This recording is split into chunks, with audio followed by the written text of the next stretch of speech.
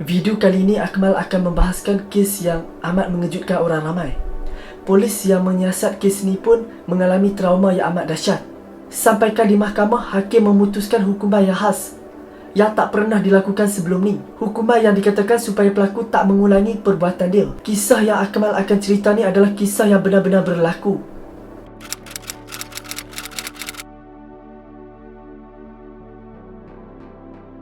Pada 1955 di Australia, lahirnya seorang perempuan bernama Catherine Knight. Catherine membesar dalam keluarga yang bermasalah. Ibu bapa dia selalu bertengkar. Dalam proses membesar tu, dia selalulah nampak ibu bapa dia bertengkar di depan mata dia. Termasuklah pertengkaran yang melibatkan fizikal. Bahkan dia sendiri pun diganggu secara fizikal. Zaman kanak-kanak dia sangatlah menderita, tak seperti kanak-kanak lain. Malah jiran dia sendiri memperlakukan dia secara buruk sebab jiran dia tak suka dengan keluarga dia.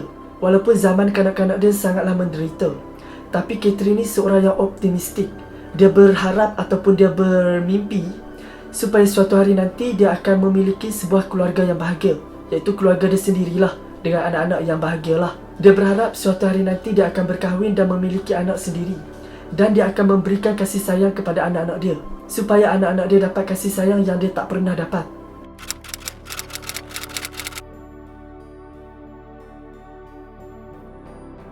Namun setelah dia membesar menjadi seorang wanita yang dewasa, hubungan cinta dia tak seindah impian dia. Selalu saja hubungan dia dengan beberapa lelaki berakhir dengan kekecewaan. Perkara ni terjadi sebab Catherine tak tahu untuk sayangi orang ataupun cara untuk tunjuk kasih sayang terhadap orang lain. Sebab dia sendiri pun tak pernah dapat kasih sayang daripada keluarga dia sendiri. Jadi dia tak erti nak sayangi orang. Berkali-kali hubungan cinta dia dengan beberapa lelaki berakhir dengan kekecewaan. Sampailah Catherine ni berasa kesunyian.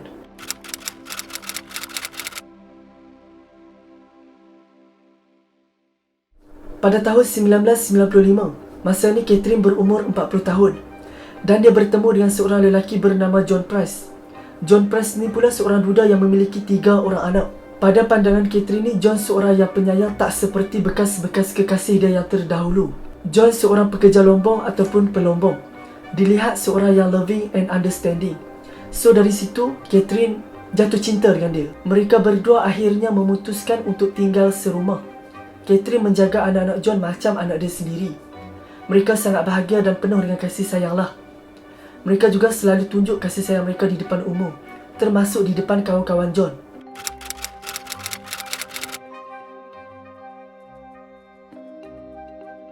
Kebahagiaan mereka tak bertahan lama. Hubungan mereka mula retak bila Catherine bertanya kepada John tentang masa depan hubungan mereka. Of course lah, Catherine nak hubungan ni ke fasa perkahwinan. Dia nak hubungan mereka sah dengan perkahwinan. Tapi di pihak John pula, John ni dah pernah berkahwin dan dia rasa macam trauma untuk berkahwin sekali lagi. Sebab dia takut perkahwinan kedua akan gagal lagi. So John ni pun beritahu kepada Catherine yang dia tak akan berkahwin lagi sepanjang hidup dia. Dari situlah hubungan mereka mula retak. Sepanjang hari-hari mereka dilalui dengan pertengkaran.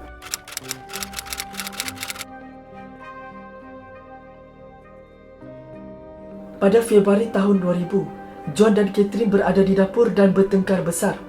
Dari pergaduhan mulut sampailah pergaduhan secara fizikal. Semasa pertengkaran tu, secara tak sengaja Catherine melukakan dada John dengan menggunakan pisau. So John ni apa lagi, naik angin lah. Dia pun halau Catherine keluar dari rumah dia. Catherine pun keluar dari rumah John dalam keadaan menangis-nangis. Setelah kejadian tu, Catherine tinggal di sebuah rumah yang berdekatan dengan rumah John. Sekali lagi, Catherine berasa kesunyian. Dia tahu hubungan dia dengan John tak berakhir dengan indah. Dan dia sangat nak memiliki sebuah keluarga yang bahagia.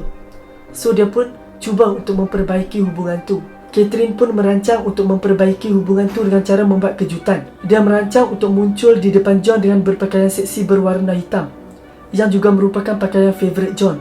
Disebabkan dia nak suasana yang romantik, jadi dia bawa anak-anak John ke tempat jagaan kanak-kanak.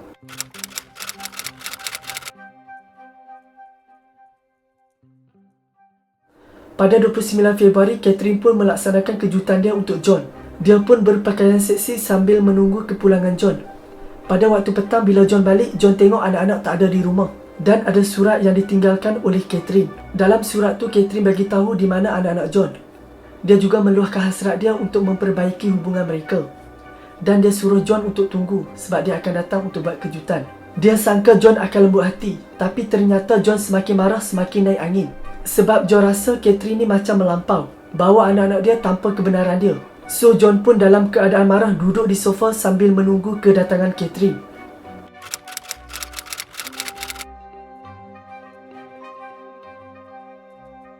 Keesokan harinya kawan-kawan John hairan. John tak datang ke tempat kerja sebab dia seorang yang rajin bekerja. Jadi macam pelik lah, tiba-tiba je tak datang kerja. Disebabkan rasa bimbang, bos mereka minta salah seorang kawan John untuk pergi ke rumah John dan cek keadaan John. Bila sampai di rumah John, kawan dia pun ketuklah pintu. Tapi tak ada sebarang jawapan, tak ada kemunculan John dan tak ada tanda-tanda yang John ada di rumah. So dia pun nak pergilah. Tapi semasa dia nak pergi tu, dia ternampak kesan merah di pintu. So dia pun panik. Dia pun hubungi bos dia dan beritahu perkara ni kepada bos dia. Si bos pula rasa tak sedap hati. Dia rasa macam ada sesuatu yang berlaku. Jadi dia buat keputusan untuk melaporkan kepada pihak polis. Bila polis datang, polis ketuk pintu dan cek di sekeliling rumah. Tapi tak ada tanda-tanda kewujudan John. Polis pun breakdown pintu dan masuk ke dalam rumah. Bila polis masuk, polis lihat suasana rumah yang gelap dan sunyi. Tapi ada 2 pinggan yang berisi makanan. Dekat pinggan tu ada kertas dengan tulisan nama anak-anak John. Polis juga melihat ada kuali yang masih panas dan masih berasap. Dekat lantai pula ada titisan berwarna merah. Bukan hanya di lantai, tapi di dinding, di lampu, di pintu dan di setiap sudut rumah tu ada titisan berwarna merah. Semasa polis masuk ke dalam bilik, polis terdengar bunyi nafas yang sayup. Bila polis cek, polis dapati Catherine yang terkulai di atas katil dengan ubat-ubatan yang berselerak.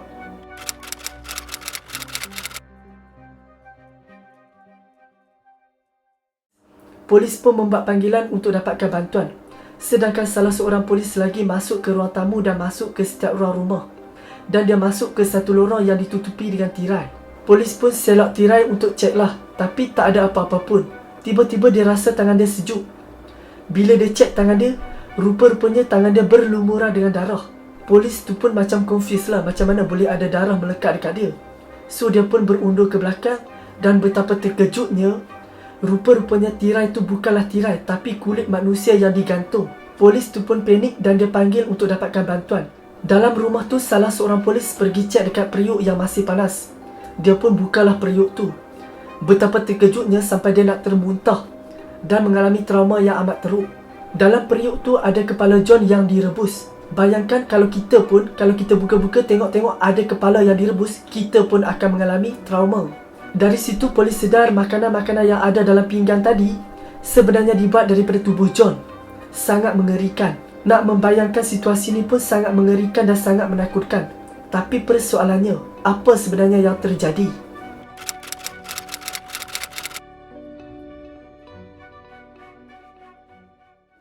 Pada hari di mana John menunggu kedatangan Catherine dalam keadaan marah. Bila Catherine datang dengan berpakaian seksi, kemarahan John tu terus hilang. So korang dapat bayanglah apa yang akan berlaku selepas itu. Dari perasaan marah berubah ke hubungan di atas katil. Selepas hubungan tu, John pun letih dan dia pun tertidur di atas katil. Catherine ni pula semasa dia lihat John sedang tidur, tiba-tiba dia rasa marah. Tiba-tiba dia rasa berdendam. Dia geram, dia rasa macam John ni nak menikmati tubuh dia tanpa berkahwin. Dari situ perasaan marah yang membuak-buak. Dia pun ambil peralatan kerja dia. Catherine ni bekerja di sebuah kilang pemotong daging. Jadi dia ada skill lah untuk potong-memotong ni. Catherine ambil peralatan dia, potong dada John. John yang tengah tidur tersedar dan lari keluar daripada bilik. Tapi disebabkan dia terluka di bahagian dada, dia pun tak dapat lari dengan cepat dan akhirnya jatuh terkulai di atas lantai. Catherine menarik kaki John dan John cuba untuk melepaskan diri dia. Dan dia memegang pintu. Disebabkan itulah ada kesan darah yang dilihat oleh kawan dia dekat pintu tadi. Catherine berjaya menarik John dan dia tikam John sebanyak 36 kali. So bila John dalam keadaan nyawa-nyawa ikan, si Catherine ni pergi ke dapur untuk rebus air. Kemudian dia menyiat kulit John dan memotong isi-isi John. Kemudian dia rebus isi-isi John termasuk kepala John. Sangat ngeri. Ada bahagian tubuh John yang diblender dan dimasak sebagai makanan. Selepas dia selesai memasak, dia sebenarnya merancang untuk memberikan makanan tu kepada anak-anak John. Sebab itulah ada tulisan nama-nama anak John dekat dengan makanan tadi. Dapat bayangkan tak betapa gilanya dia nak bagi anak-anak John makan isi ayah mereka sendiri.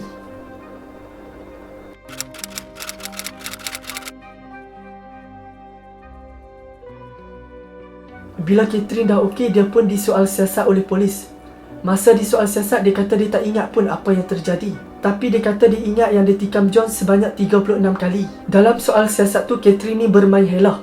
Dia buat seolah-olah dia adalah mangsa. Dia kata John ni bukanlah orang baik. John ni seorang yang overprotective dan seorang yang panas baran. Of course lah, polis tak percaya cerita dia bulat-bulat. Polis pun periksa latar belakang dia. Rupa-rupanya dengan 5 hubungan dengan bekas kekasih dia yang terdahulu. Kelima-lima mereka berasa ketakutan. Sebab Catherine ni seorang yang suka menggunakan kekerasan. Malah salah seorang bekas kekasih dia bercerita yang Catherine ni sangat menakutkan. Katanya semasa mereka bertengkar, Catherine ni ambil pisau dan mengelar haiwan kesayangan mereka.